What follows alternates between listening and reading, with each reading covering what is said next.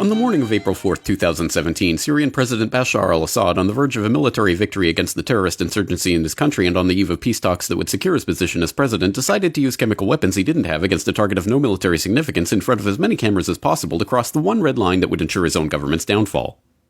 Soon after, the Academy Award-winning White Helmets, noted for their Oscar-worthy performances, persistent proximity to al-Qaeda, and financial dependence on US aid, bravely risked their lives, handling Syrian victims barehanded against every protocol in the book. Without presenting a shred of evidence, President Donald Trump boldly launched a military strike against Shayrat Airfield because national security interest, promising to help the beautiful babies. Offer does not apply to babies in Gaza, Yemen, Pakistan, or basically anywhere else.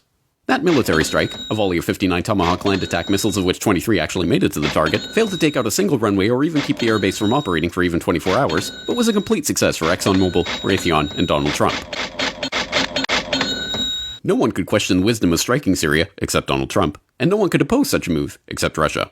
The Trump train, still convinced by candidate Trump, and by listening to guys like Lindsey Graham drop bombs here, drop bombs on Assad, drop bombs on ISIS. Oh, but they're fighting each other, so maybe we shouldn't do that. And so could you convince Putin to get Assad to step aside? Well, they've been trying to do that. Could I? I don't think it's that important, to be honest with you. I think, frankly, let's say you get rid of Assad or you knock out that government, who's going to take over? The people that we're backing, and then you're going to have, like, Libya? Concluded that this was seventh-dimensional backgammon to make China afraid of the U.S.'s willingness to spend $100 million in a fearsome show of failing to destroy a single airfield.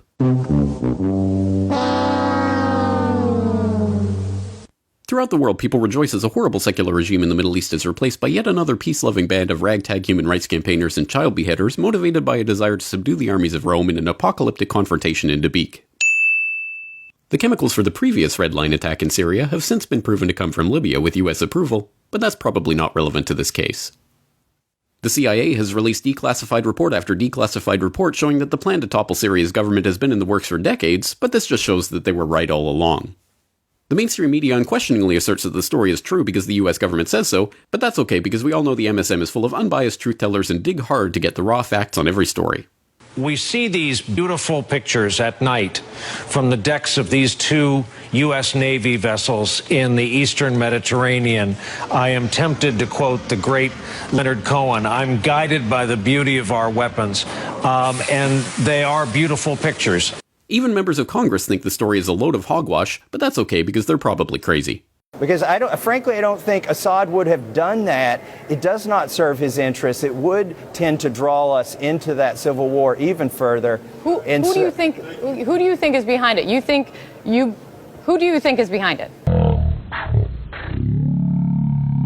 Meanwhile, the White House has released a report on its intelligence about the chemical attack that refutes its own version of the story, but that's okay because when has the White House ever lied people into war? This man doesn't exist, and if you think he does, you're an enemy of humanity who should apologize for having been born.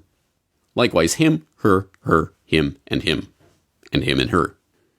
This is the 100% true story of the Syria strikes, and if you support sites like the Corporate Report that question it in any way, you are a moonbeam, fake news, tyrant-loving, hippie-pinko Russian agent and should commit ritual suicide immediately.